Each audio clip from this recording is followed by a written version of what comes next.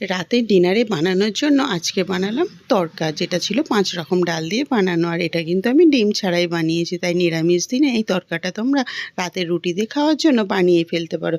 যেটা বানানোর জন্য প্রথমে নুন হলুদ দিয়ে 2 থেকে 3টে সিটি মেরে নিতে হবে। পেঁয়াজ আদা রসুন আর টমেটো একটা সুন্দর পেস্ট বানিয়ে নিতে হবে। ডালটা কিন্তু এখানে খুব সুন্দরভাবে সিদ্ধ হয়ে গেছে।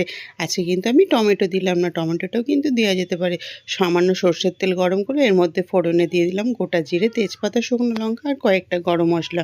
আর পেঁয়াজ আদা রসুনের সেই সুন্দর পেস্টটা তেলের মধ্যেই দিয়ে দিতে হবে।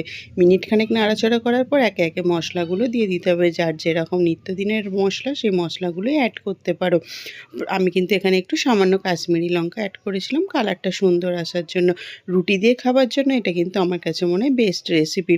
মশলাটা সুন্দরভাবে কষানো হয়ে গেছে, এবার সেই সিদ্ধ করে রাখা ডালটা এর মধ্যে দিয়ে দেবো। আর এটা খেতে কিন্তু অসাধারণ লাগে, দেখতেও যেমন সুন্দর, খেতেও কিন্তু খুবই দারুণ ছিল। বাচ্চা থেকে বড় সবাই পছন্দ করবে আজকে এই তড়কা রেসিপিটা। এই ছোট্ট মিনি ব্লগটা তোমাদের কেমন লাগলো তোমরা অবশ্যই জানিও। নামিয়ে নেওয়ার আগে কিন্তু দিয়ে দিতে হবে পরিমাণ মতো চিনি। আর খুব ভালো টেস্ট আনার জন্য ওপর থেকে 1 চামচ ঘি দিয়ে দিলে এর টেস্টটা কিন্তু দারুণ আসে। তো আজকের এই মিনি ব্লগটা কেমন লাগলো অবশ্যই জানিও। চ্যানেলটিকে সাবস্ক্রাইব করে পাশে থাকার অনুরোধ জানালাম।